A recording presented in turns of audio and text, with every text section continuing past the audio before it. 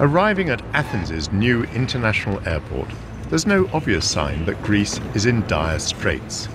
It all looks pretty normal. But 10 years after joining the euro, this country is effectively bankrupt, and the government has put the airport up for sale. I haven't been to Greece for 20 years since I came as a government minister, and Athens just had an old-fashioned airport in those days at a different location from this beautiful new one. And Greece had its own currency, the drachma. Since then, the country's been through an economic boom when borrowing was cheap and the government and the people went on a spending binge. Now have come the years of bust, and I believe that Greece's crisis is due to having joined the euro. But will the Greeks agree with me? I want to find out whether this crisis has shaken their faith in the single currency. Prime Minister. Hello. Very nice. What a pleasure. Thank you. Will they take my advice and get out, and so recover competitiveness with a free-floating drachma? Don't worry if I take out my wallet. I'm not in any way trying to corrupt you. Do you want the euro or the drachma? Locked into the euro, the Greeks are facing drastic austerity measures, measures that some of them believe are being imposed by Germany. Later, I'll go to meet the German taxpayers who are contributing to Greece's mammoth bailout. Guten Morgen. Ich bin nicht dafür, dass die Griechen überhaupt Geld bekommen. Die sollen mal ihre Arbeit machen und nicht alles kaputt. You've probably seen the way Greek papers have been depicting you. How do you feel about this? Is this the moment that the Eurozone becomes more united, or will it be pulled apart?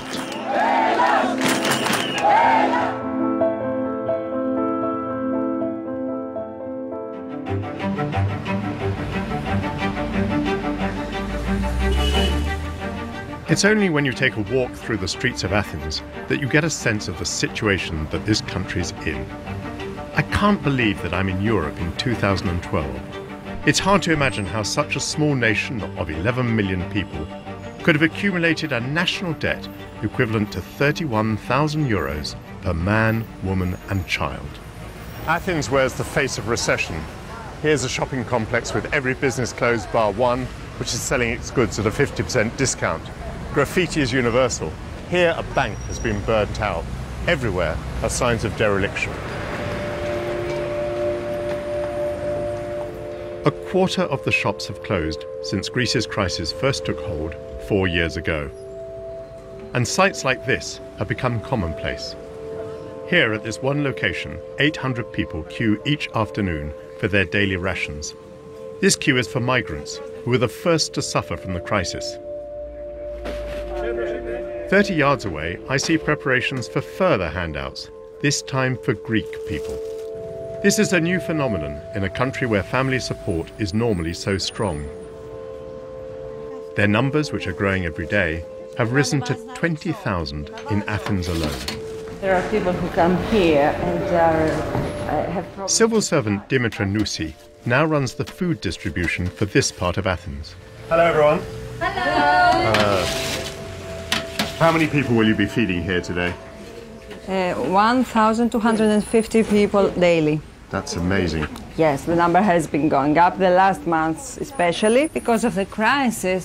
Now, I understand that a few years ago you were, I think, a civil servant working on the Olympic Games. I'm still a civil servant. So you personally have gone in quite a short period of time from managing wealth to managing poverty. Yes, only in some months. It's a shock. A shock. From European projects, from ambitious breakthrough projects, to slices of bread for poor people. Do you find that the people who are coming here to receive the food suffer a real problem with their dignity, with their loss of status? Yes, these people feel it, and it's very normal. They feel very embarrassed. We have to find a way to survive with dignity. We are not experienced to this kind of poverty, to start counting the slices of the bread. The scenes that I've witnessed here remind me of those black and white photographs of the American Great Depression of the 1930s. The fact that it's happening in 21st century Europe seems to me incredible. How did all this come about? The launch of the euro is the dawn of a new age, according to the European Central Bank, as 12 countries take the plunge. The euro was introduced on New Year's Day 2002. Joining it was supposed to help weak economies like Greece catch up with their richer Eurozone partners. I've come to pay my respects at this shrine to the drachma, Greece's last national currency. It gave up the right to print its own money in favour of joining a broader European dream. In my view, a weak economy like Greece should never have shared the same currency with Germany, the economic powerhouse of Europe. The weak drachma made it easy to export Greek tomatoes and olives, but being part of the stronger euro has made Greece uncompetitive and sucked in manufactured imports.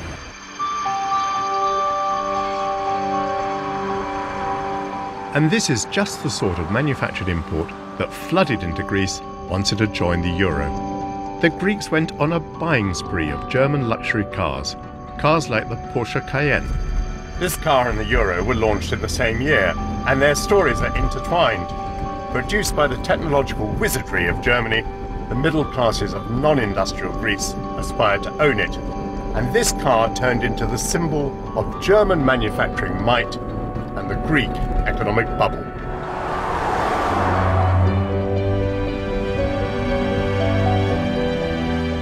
To help me to understand just what happened in Greece after it joined the euro, I've arranged an appointment with a man who's taken a special interest in the origin of Greece's debt crisis. Hi, Yason, how are you? Hi, Michael. How are you? Economist and hedge fund manager Yason Manolopoulos.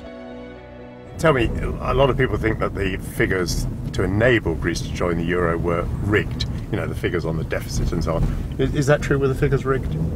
Common acknowledgement that they were rigged. Everybody in the European Commission also knew it. But again, Greece joining was a political project back then, rather than a purely economic project. Describe to me those boom years after Greece has joined the euro, around the time of the Olympics. What was it like?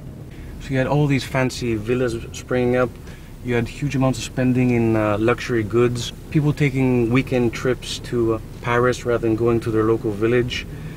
A huge sense of, just general sense of euphoria. Everybody was happy going out. Greece had won the football, the Euro.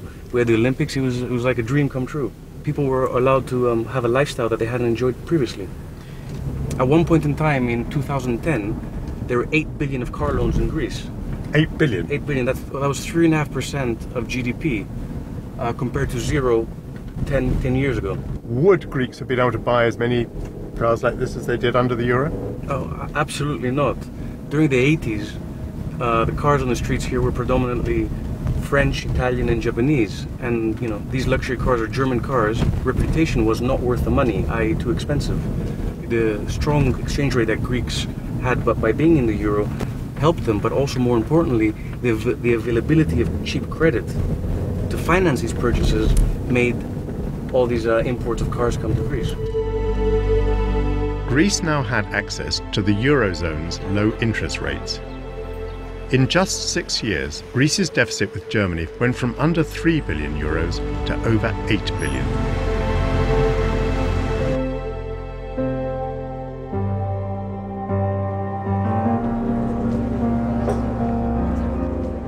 The Great Greek Euro boom ended abruptly in 2008, when the global economy crashed. Since then, Greece has plunged into one of the most drastic recessions in recent international history. I've been trawling the internet to see how many luxury cars are for sale, and the answer is thousands, including hundreds of Porsche Cayennes. And there's one here being sold by Doros of Piraeus.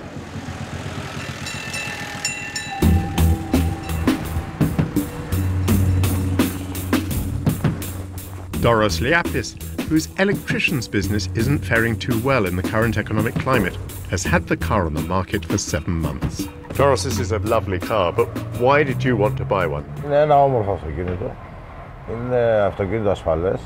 Αγοράσανε μία τάξη μεσαία η οποία πήγαινε καλά η δουλειά τους και οι δουλειές πηγαίνανε καλά και έτσι το αποκτήσαμε. Κάποια στιγμή υπήρχε αρκετή δουλειά, υπήρχαν χρήματα. Όλη η οικογένεια είχε από ένα αυτοκίνητο. Είχαμε 5 αυτοκίνητα. Ο γιος μου, η κόρη μου, η γυναίκα μου, εγώ. Τώρα όμως αναγκαστήκαμε και τα πουλήσαμε. Δεν υπάρχουν δουλειές, δεν υπάρχουν οι προϋποθέσεις να το κρατήσουμε. Και γι' αυτό θα αναγκαστούμε να το πουλήσουμε. Can you remember how many euros this cost you? Αυτό στοίχησε γύρω στα 45.000 ευρώ. So, if you do manage to sell it, will you make a big loss on the car? Ναι, θα χάσω τα μισά χρήματα. Μπορεί και παραπάνω από τα μισά, αλλά τα μισά σίγουρα θα τα χάσω. Now, you're not going to go without a car. Have you acquired a new one? Έχω πάρει ένα smart εδώ. What, this one here? Yes.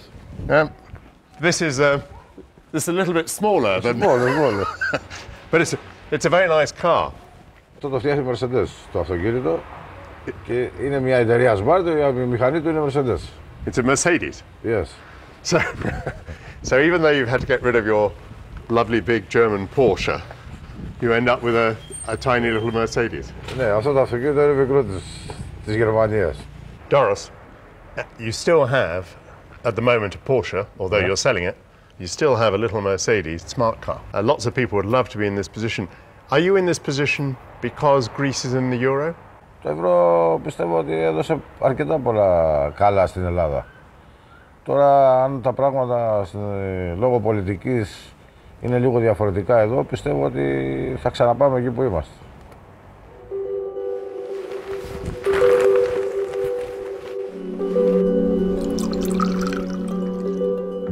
It's a feast day, and Doros has invited me to a family dinner, prepared by his wife Katerina and his unemployed daughter Eleni. Although it's a holiday, his son and business partner Sakis is away finishing a job. So Doros, Yes. at one time, your electrician's business, how big was it? Είχαμε μέχρι 10 άτομα. And now how big is the business? Τώρα λόγω της κρίσης έχουμε σταματήσει. Δεν έχουμε άτομα. Τώρα είναι μικρή επιχείρηση. Έχουμε μένει 2 άτομα. Έχουμε μένει εγώ και ο γιος μου. Αλλά το τελευταίο καιρό όσο πάει και δυσκολεύουν πιο πολύ τα πράγματα. Υπάρχουν εταιρείες που έχουμε κάνει κάποιες δουλειές. Αρκετά μεγάλη εταιρεία, η οποία εδώ και 1,5 χρόνο μας χρωστάει αρκετά χρήματα και δυσκολεύεται να μας πληρώσει. Το μέλλον είναι αβέβαιο. Elenia, did you lose your job? Yes, I lost my job 1.5 years ago. I was secretary in a shipping and insurance company. Are you looking for a job? Yes, I'm looking a long time, but I didn't find it yet. Now something I'd like to ask you all. Yeah. Okay, Doris. Here's a choice for you. Yes. Euros Λίρες. or drachmas? Euro. Which do you choose?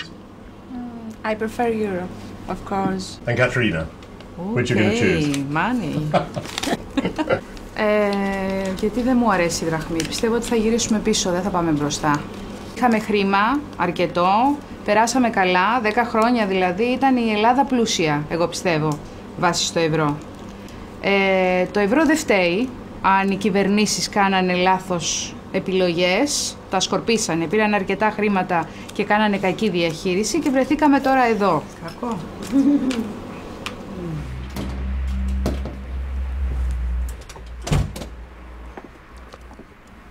I'm touched by Doris and his family's attachment to the euro. But maybe it's not surprising because interest rates were sky high while Greece had the drachma. Like many here, this family blamed the politicians for the mess Greece is in. But then Doris did very well out of public sector contracts, because if Greek families borrowed and spent to excess, the Greek government put their profligacy in the shade.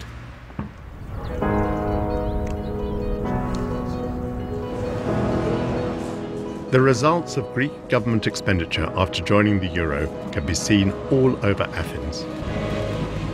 Many metro stations received lavish upgrades, and new stations have been opened, expanding the network into the suburbs. There's also a new electric railway system that rivals anywhere in Europe. There's no doubt that new railways and trains like these helped the Greek economy and enabled it to modernise. The problem was that most of the equipment couldn't be manufactured in Greece, so it had to be imported with borrowed money. Next stop, Koropi. It's no surprise that the carriages, engines and signalling equipment was supplied by German companies. And the money that countries like Germany and France lent to Greece also went into keeping these state operations going. Each year, the railways alone were losing almost €1 billion. But Greece's most notorious public expenditure bonanza was on the 2004 Olympic Games. Today, 8 years after the Olympics, all over Athens, buildings and facilities lie unused. Meanwhile, Greece is still paying the interest on the €12 billion that the Games eventually cost. Tassos Teleglou is an investigative journalist who's written extensively on the financial fiasco of the Athens Olympics. So what I see now is a place that's deserted, but obviously that cost billions of euros to build, and a lot of money was borrowed. As you look back on it now, would one regard the Olympics in Greece as a success? It was a lot of money spent with, as you can see, post-Olympic use that is equal to nothing. Nothing, you would say? Yes, it's equal to nothing. This park is a mirror of a society and a country that there is always a lack of investigating the cheaper possibilities. There is a lot of corruption and clientelism, where to put our friends to make some money. Jobs for the boys. Jobs for the boys of the right party. And this, of course, when the money was cheaper and accessible, was easy to do, it was easy to manage, but it isn't anymore. So Tassos, let me put a very straightforward choice to you. Euro or drachma for Greece? Euro. Because my generation was brought up with the dream that we were going to have a currency like that. A stable currency. And the drachma? The drachma was the currency in which I was paid when I started working, and I had to pay 25% interest for my credit card, which I don't like. But your dream, I think, has become a nightmare. Well, it's a very straight jacket, but I think Greece anyway needs a straight jacket.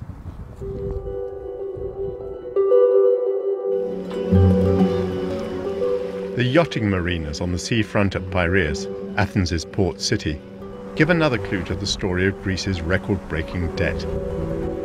Taxes. The Greeks notoriously failed to pay them. Since the crisis, over 1,000 luxury yacht owners have been discovered falsely claiming tax exemptions.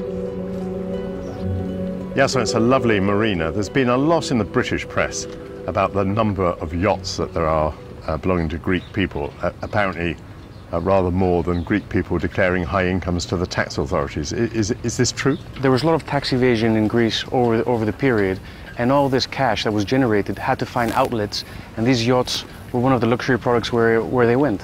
Across the economies of the Eurozone, there are huge differences in cultural attitudes and institutions that to me make them incompatible as partners in a single currency. Now, is this really a cultural thing? I mean, is it just that Greeks don't trust their institutions, or is it just that they're not used to paying taxes? Well, I think it starts from the reverse. Greece has weak institutions, and if these weak institutions cannot impose a fair tax system, so let's say you were in the restaurant business or the souvlaki business, and your competitor doesn't pay his VAT, 23%, and you do, how can you compete on a commodity product like that? So you're forced in some sense. So the Greek system isn't corrupt, but it's corrupting. How good is the Greek state at assessing and collecting taxes? There's no cross-checking. Everything's done manually. There's no IT systems. This was an uncontrollable monster. Nobody really knew what was going on. I'm getting the impression from you that many of the problems that Greece has encountered, it would not have faced if it had kept the drachma. So I have to ask you now, for Greece's future, the drachma or the euro? Well, I'm going to have to choose the euro because Greece has weak institutions and a corrupt political system. Neither of it will change if you go back to the drachma. and it will give them the access to a printing press to continue the ways of before. So, no takers for my drachmas yet. Even Jason's not persuaded by my Eurosceptic views. I think that to become more competitive, a country needs to keep the option of devaluing its own currency. Whilst not ideal, the alternative can be much worse.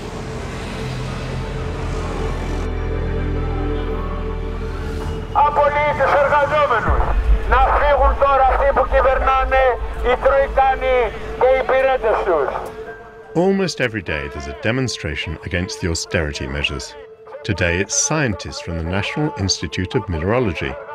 They're venting their anger against the trio of foreign institutions known as the Troika. That's the European Union, the European Central Bank, and the International Monetary Fund.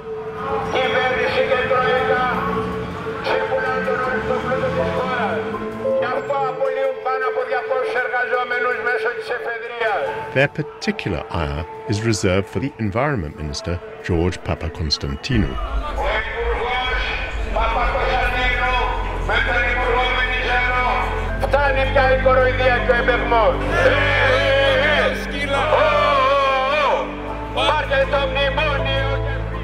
I've decided to pay a visit to Mr. Papakonstantinou.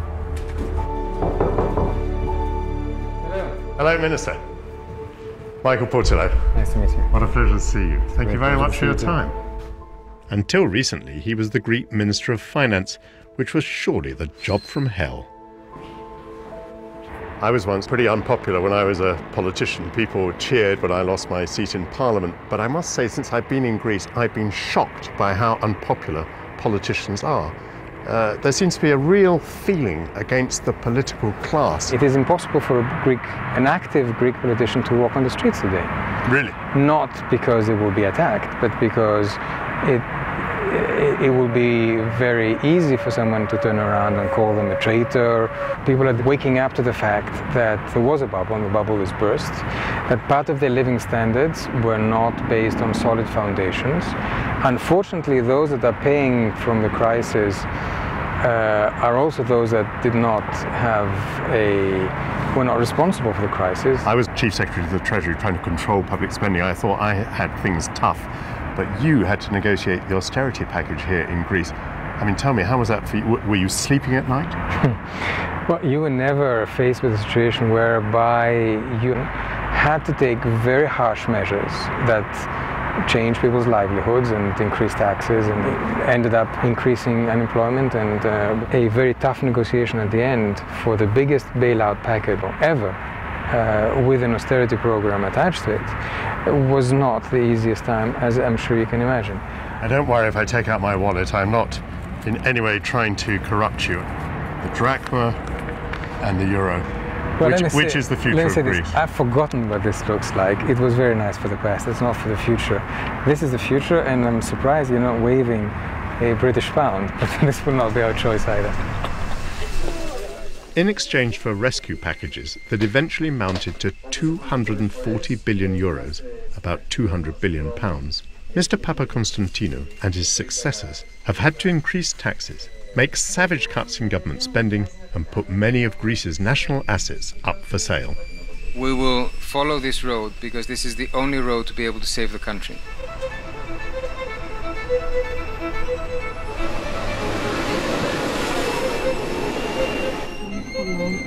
To get a sense of just how hard these measures are beginning to bite, I travel down to the port of Piraeus, which, like many of Greece's national assets, is now up for sale.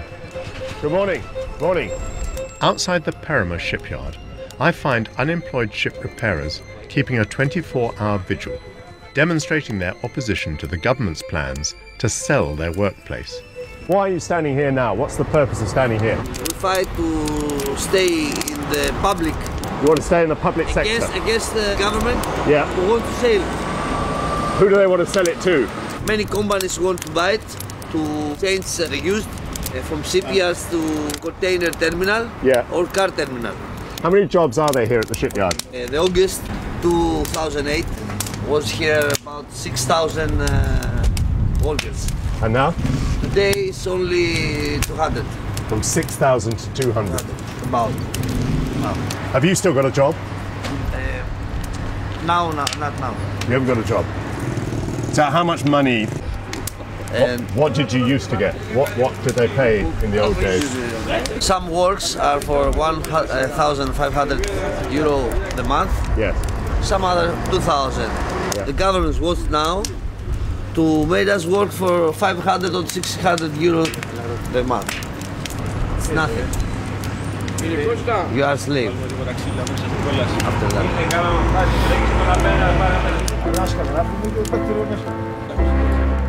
The euro is meant to have brought the disparate nations of Europe together. Their economies were supposed to converge.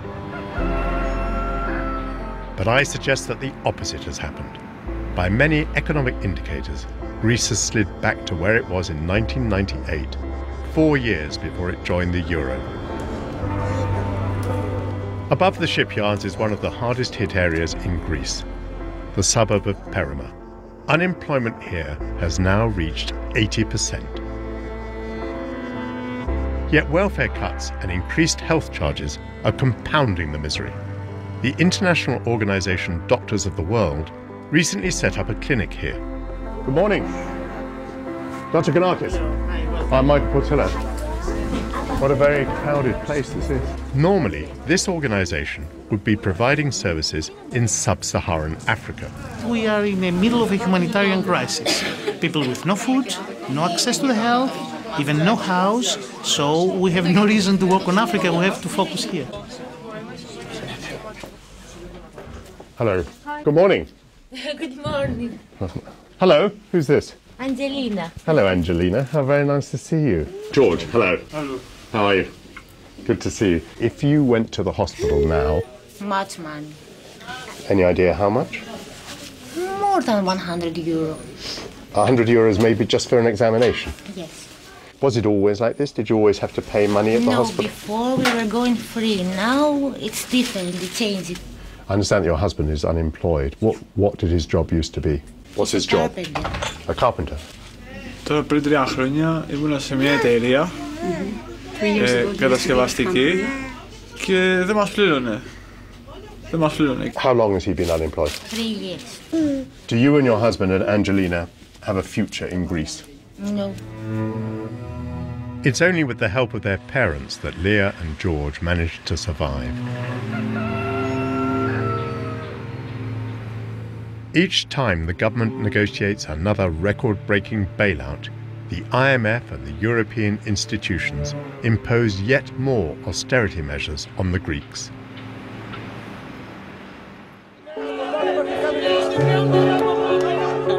It was here in Constitution Square that the anger and frustration of Athenian citizens burst forth.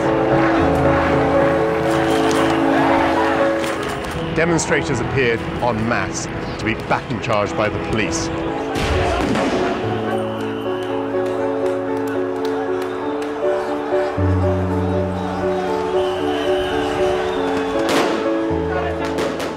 Rioters threw paving stones and Molotov cocktails. The air was thick with tear gas as the Greek public fought back against austerity. These young Greeks resent not only the onerous conditions required to remain in the euro, but also that they're being imposed by outsiders. Some, like these rioters, blame Germany as Europe's real power broker. And Greek bitterness is intensified by traumatic memories of German occupation during World War II.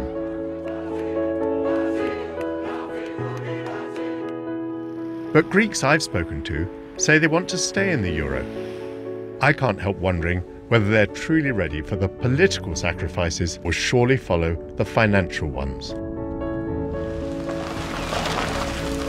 It's clear to me that being in the euro has led Greece deep into poverty and to seek bailouts. And such dependency on others can cause feelings of injury and insult. But resentment can cut both ways. It's time to talk to the taxpayers who are funding the rescues, including the people who built this car in Germany.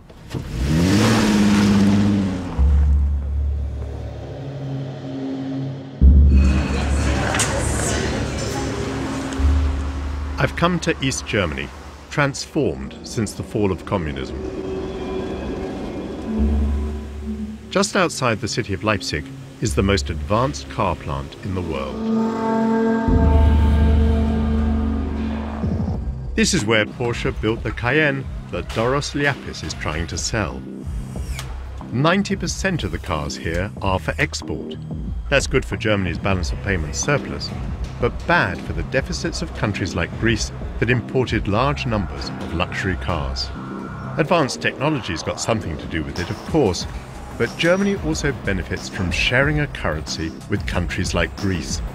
These weaker economies pull down the value of the euro, which makes German cars relatively cheaper for foreigners to buy, whether they're in Greece or anywhere else.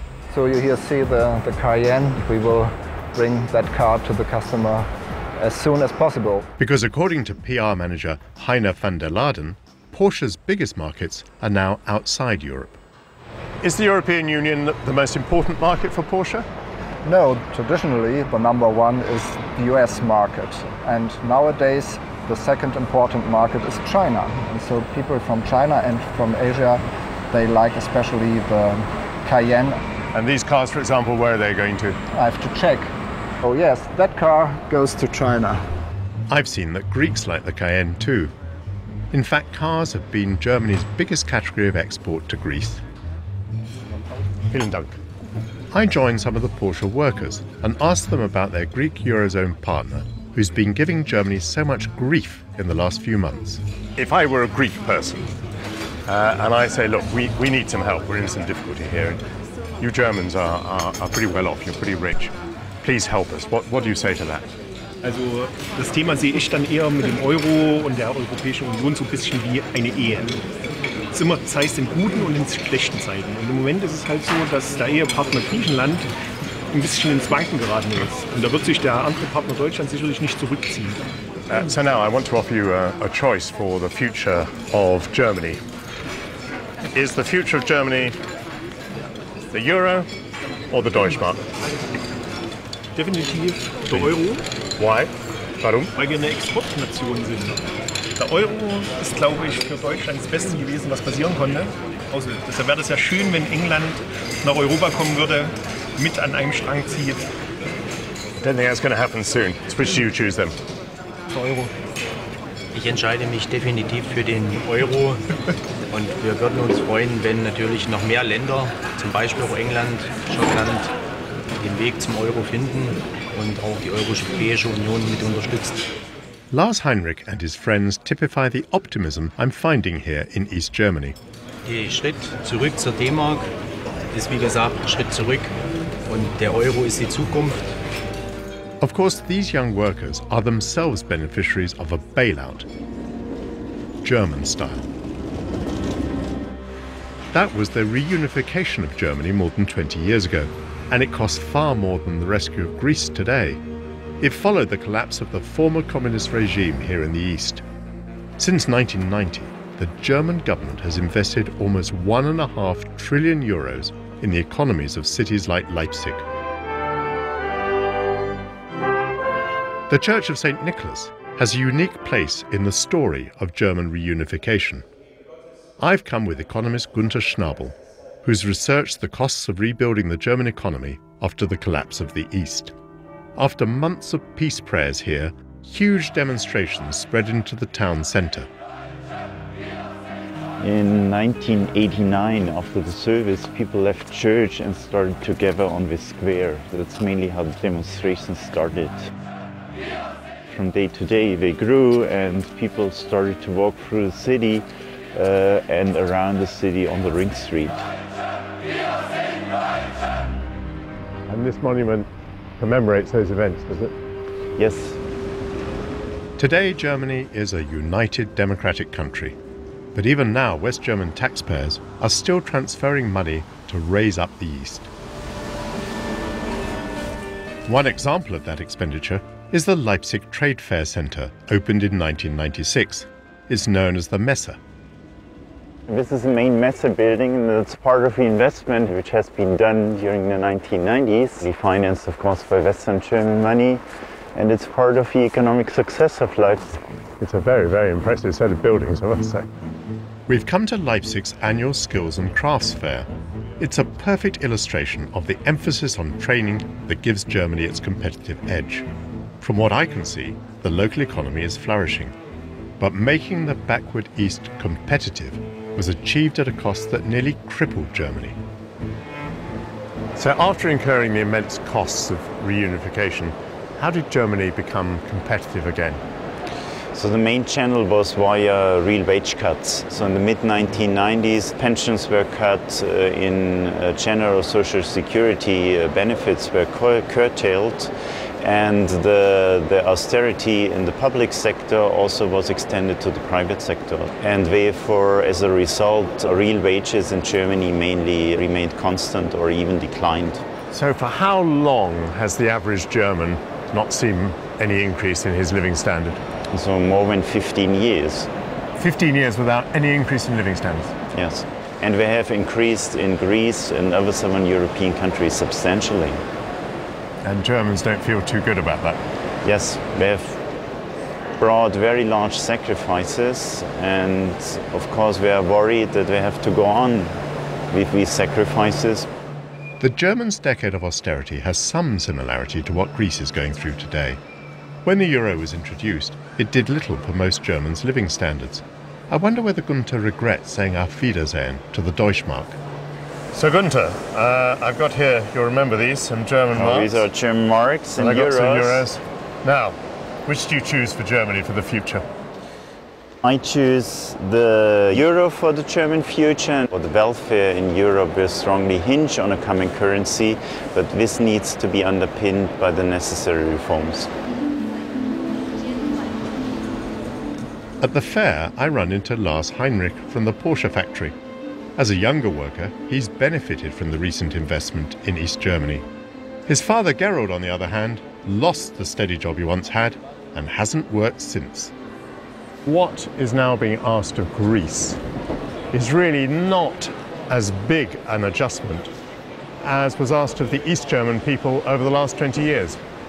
Also von dem, was wir leisten müssen und bekommen, und die Kriegen nicht so viel leisten wollen und aber dasselbe bekommen, das finde ich in dem Moment nicht richtig.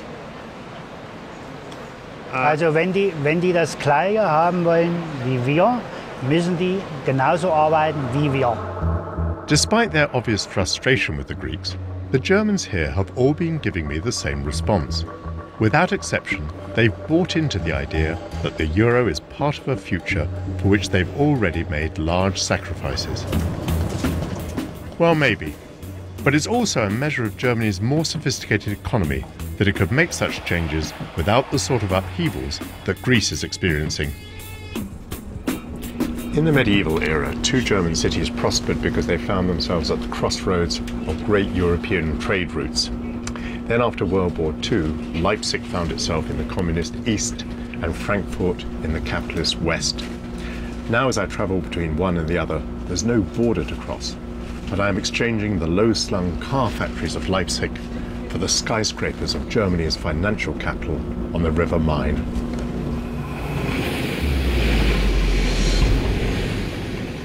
Here in this cluster of sleek buildings is the European Central Bank. And almost next door, the headquarters of Commerzbank. German financial institutions have been among the largest lenders to the Greek government. Last year, Commerzbank lost 800 million euros on its Greek loans. Morgen. The bank's chief economist, Jörg Kramer, believes the roots of the Greek crisis go back 20 years. Back then, the Maastricht Treaty set out the ground rules for a single currency. European community ministers have signed the new treaty committing the 12 member countries to closer economic and political union. On paper, at least, countries signing up for the euro had to meet tough criteria on budget deficits and government debt, with no bailouts for spendthrift governments. But no one took any of the rules too seriously. How did Germans, for example, get lured into lending to Greece, do you think? Well, I think you have to understand the history of the European Monetary Union. We had a non-bailout clause in the Maastricht Treaty, But may it rest in peace. Yeah, but nobody believed it from the very beginning. Therefore, everybody thought, well, we can invest in Greece, and if any problem may pop up in the end, other countries will bail out Greece. This was the underlying belief of all investors, not only in Germany. But it was put into the euro with Germany. I mean, was this not the most extraordinary mistake? Yeah, absolutely. And the Bundesbank in public said that Greece is not ripe to enter the European Monetary Union. So does it follow, if Greece should not have been in the euro, that it would be best if Greece were now out of the euro? Yeah, absolutely. Yeah. Okay. I think. So is that the way forward? With Greece on board, it's I think not possible to make a fresh start for the Eurozone. I think everybody knows. At last, I found someone who shares some of my sentiments. But aren't the Germans being a bit hard on the Greeks? Hasn't their thirst for German products contributed to Germany's prosperity? Germany's done terribly well out of this. The fact is that the euro is a cheaper currency than the Deutschmark would be, and Germans have benefited enormously. I've been in Greece and I've seen, all the trains that Siemens sold to the Greeks. I've seen all the Porsches that Greek consumers bought. And this is one of the reasons why, people in Greece say, well, look, Germany ought to help rather more because Germany's benefited so much from the euro. I don't buy into this argument. Of course, when they live beyond their means, they import German goods, and therefore you see a lot of Porsches, etc., etc. Greece is too small to be able to explain any significant part of the German success story. But the repercussions of Greece's debts are certainly having an impact. Some Germans, seeing the riots on television, are beginning to lose patience. Guten Morgen. Wie geht's? Danke, danke. Und selbst? How do you feel about giving more money to the Greeks? Also ich bin nicht dafür, dass die Griechen überhaupt Geld bekommen. Die streiken alles kaputt, verbrennen die deutsche Fahne und tun mit Nazi-Parolen tun die über uns herziehen. Und das finde ich nicht korrekt, dass man dann so Leute noch weiterhin tragen soll. Finde ich überhaupt nicht korrekt. Und die sollen mal ihre Arbeit machen und nicht alles kaputt machen. Die haben jetzt wieder bei ihrem Streik die Häuser alles kaputt verbrannt. Wer bezahlt das geht dann wieder von unserem Geld. So sieht's aus. Und das ist nicht gut. Yeah, not good at all. It's nice that we made it. Andrea Ypsilanti is a leading member of the Social Democratic Party. She was once married to a Greek and knows her former husband's country well. I want to ask her about the worsening feeling between Greeks and Germans. But first, I have a question about the protesters from Occupy. I'm very struck that they applied for permission here. Yes, it's very sweet, isn't it? It is, yeah. So, it's extraordinary. We'll never make a revolution because we'd ask before if we're allowed to do it. Well, right now, the social peace isn't going very well, is it? No. Greeks are burning German flags. Greeks are being very rude about Germany. Doesn't it worry you that this euro is bringing a lot of dissent? Well, I think a lot of countries have the dissent in their own countries. When I do my speeches, when I do my talks, I hear people saying, well, it can't go on like that. But they cannot see, and that is the problem we're facing now. They cannot see who is going to give the answer because the Greeks do not trust their own parties, their own political governments anymore. How do you react to what's happening in Greece now? Well, we have a parted discussion in Germany. One part of people, influenced by a big newspaper, saying we can't put any more money in this country. They have to save. They have to get their economy moving. They have to lower their wages. They have to cut their pensions. And of course, there is another part of people who see that they cannot cut their spendings anymore. I mean, they're on the limit. And if you don't want to produce a riot in Greece, you have to one day say, okay, finish, stop. So what's your view? My view is that they really cannot go on with their austerity politics, We have to give them a chance to pick up their economy anymore. And they are really on the limit. Here in the economic powerhouse of Europe, I've learnt something of the dilemmas facing the Germans. They're thought to be very wealthy, but after years of pay restraint, many don't feel rich at all. They believe in discipline within the Eurozone, but they don't want to be thought authoritarian. They feel solidarity with poorer southern Europeans, but they don't want to throw good money after bad. They're willing to help out, but not to be drawn into permanent subsidies. Frankfurt may be the financial heart of Germany, but the political power still lies in Berlin. Officially, the European institutions make the rules for the euro's future, but many suspect that the real decisions are made here. I'm in Berlin to meet one of the most powerful men in Europe, Mr. Wolfgang Schäuble. Doesn't actually normally dress like that, but that's the way he's been depicted in the Greek press. And his boss, Angela Merkel, gets the same treatment. I wonder how Mr. Schäuble feels about that. Morgan, I'm really looking forward to this meeting. Wolfgang Schäuble really is one of the key figures. He's the guardian of German monetary orthodoxy, and he's the scourge of the Greeks for their profligacy and failure to pay their taxes. Good morning. Ich besuche Herr Minister Schäuble, bitte schön. Okay, come in, please. Danke.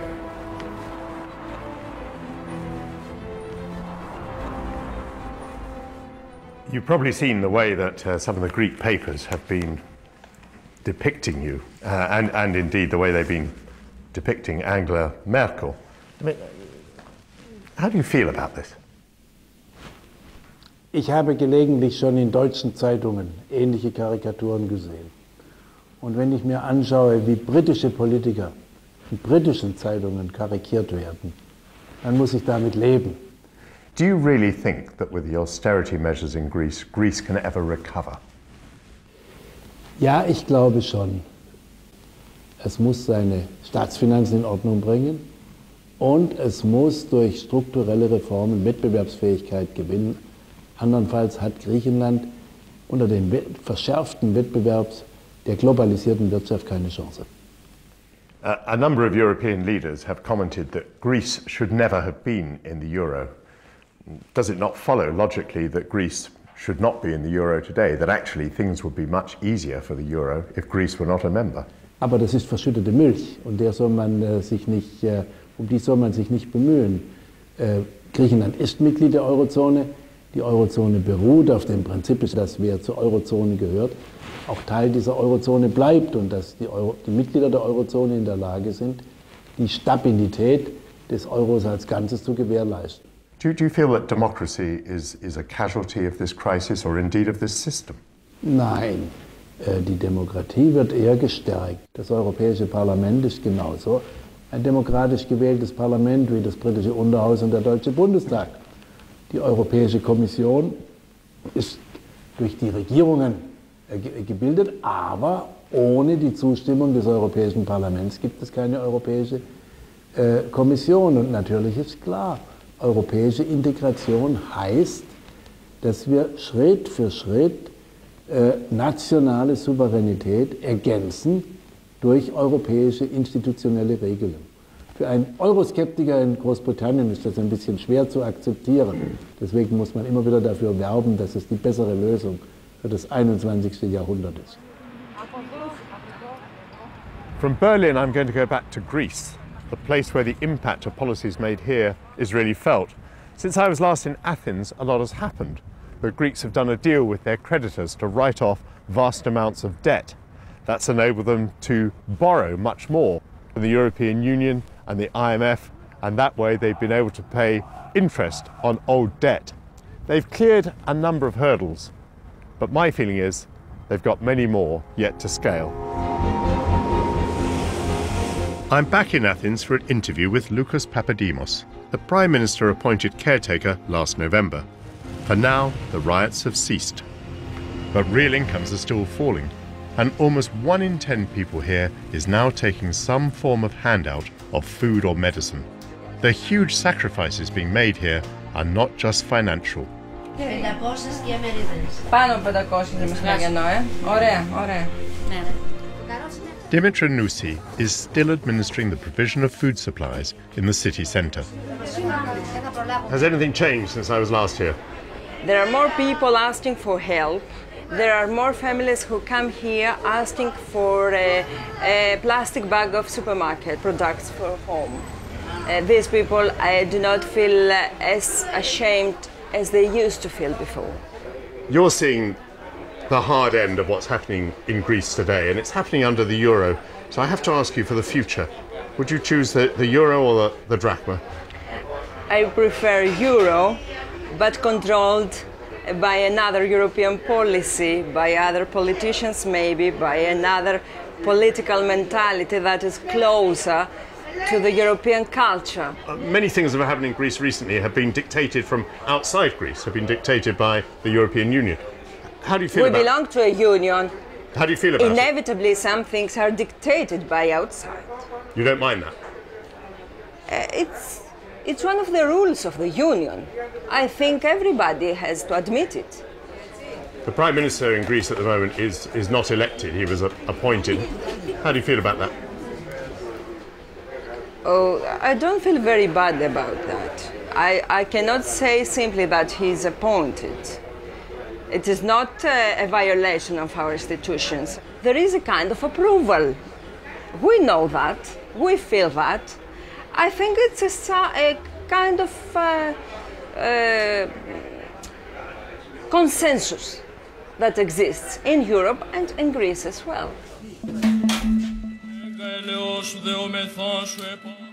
It's a sign of the times that, like its financially challenged neighbour Italy, Greece has been governed by an unelected Eurocrat. Loukas Papademos was also once governor of the Greek Central Bank. He was appointed Prime Minister to direct Greece's compliance with the tough conditions set by its foreign lenders. Prime Minister. Hello, very nice to meet you. What a pleasure. Thank you so much for seeing us. Thank you for coming. Thank you. You sit over there. I'll take my usual chair. His 5 months as Premier haven't been comfortable. Well, Prime Minister, I'm not sure that I envy you your job. You've had a very difficult time indeed, haven't you? I have to agree with that. It has been a very challenging period. Where will the growth actually come from? What will enable Greece to become more competitive? We are already implementing significant and far-reaching reforms in the labour market that will improve its efficiency and restore cost competitiveness. As Europe moves forward to ever closer political union, how is the democratic deficit going to be plugged? How can you set up a democracy at the European level when there isn't really a European people? How do we deal with that issue? For a country that participates in a monetary union, inevitably there is a certain loss of autonomy of economic policy. I would not call this a loss of democratic control. So governments are accepting, I would say in a democratic way, this loss of autonomy because it's necessary for the efficient functioning of monetary union, which is presumably accepted because of the benefit it entails. But if you're losing autonomy at the national level, don't you have to establish a new democracy at the European level? And that's what seems to me incredibly difficult to do. If they are accepted by the people, I would not call it loss of democratic autonomy, the same way that in a given country, authorities have a certain power because the people have decided to assign these powers to this authority. You have a debt that is vastly more than 100% of your economy. Can I not tempt you to go back? I think this is my signature. Yes, it does. But I wouldn't go back to this, although it's a beautiful banknote. The Greek people are suffering, and it's true. They have made many sacrifices over the past few years. But more than 70% do support the continuing participation in the euro. I've been surprised by how consistently everyone that I've met on my travels has disagreed with me about the future of the euro. To me, the crisis exposes the fundamental economic and cultural incompatibilities of the richer North and the weaker South. To them, that's a challenge for which they're seeking political solutions that I fear may lead to an undemocratic federal Europe. I want to put my concerns to two people that I met last time, Yason Manolopoulos and Tassos Teleglu, and also to the outgoing socialist MP Eva Kaili. to have a democratic control would require a European people. But there isn't a European people. We're still very much nation states, and we focus upon our own national political situation. So how can this so-called democratic deficit be filled? They have to really find a way to combine North with South. They have to let people realize that this is a union that puts people first. The way to face it is to realize that we have to create a different plan inside the Eurozone. It has to work. We have to make it work. We're trying to. Germany wants it. France wants it. I do think that UK will come back to it. Do you know the expression, over my dead body? Your one, I know. Yes, or where are you on this? The democracy we had over the last 30 years didn't produce much for the country and left us in a dismal state. So I'm not sure the democracy we had served the Greek citizens in a good form. So you don't really feel nostalgic for Greece's modern democracy? Greece, not at all, no. If people associate democracy with failure, that means maybe they won't love democracy very much, they won't defend democracy. But for Greece, at this point in time, it's a lesser of two evils. So let's get our shop into shape. Since we haven't been able to control the state and make Greece a fully functioning capitalist economy, with creating jobs, so on and so forth, we might as well take this. I think there is only one answer, which is the federalization, the even deeper the federalization, like the ancestors of the European Union have dreamed. I don't see any other technical or political solution. European Commission should be a kind of European government, which I don't think is something awful for British ears. No, it's awful for British ears, yes. Europe will face a dilemma that's like the pill you have to take from the doctor. You either swallow it or you die. And if you want to compete with the Chinese, the Asian, and the North American markets, you have to go to this federalization. The views expressed by my Greek friends are reflected in opinion polls across the Eurozone, where the majority supports the idea of a more centralised Europe. And yet to me, they do so without any clear notion of how this new Europe would work as a democracy. Throughout the continent, governments are faltering as they face public opposition to the austerity measures. And now the voters of Greece and France have punished the politicians who tried to impose them. People want the euro, but don't seem prepared to accept the tough conditions attached. And in my view, this means that the great euro crisis is a long way from being solved. When the Athenians invented democracy 2,500 years ago, the philosopher Plato predicted disaster. I fear that democracy has led politicians to out-promise each other, offering goodies that are enjoyed today but must be paid for in the future. That's been easy during decades of rising living standards. But can democracies cope with an entirely new situation, where instead of meeting increasing expectations, they can offer only cuts and struggle to manage decline? As a convinced Democrat, I hope that Plato may yet be proved wrong. But as a confirmed Eurosceptic, I see further troubles ahead. Stay with us here on BBC HD. It was break rather than make for the candidate coming up next on The Apprentice, You're Fired.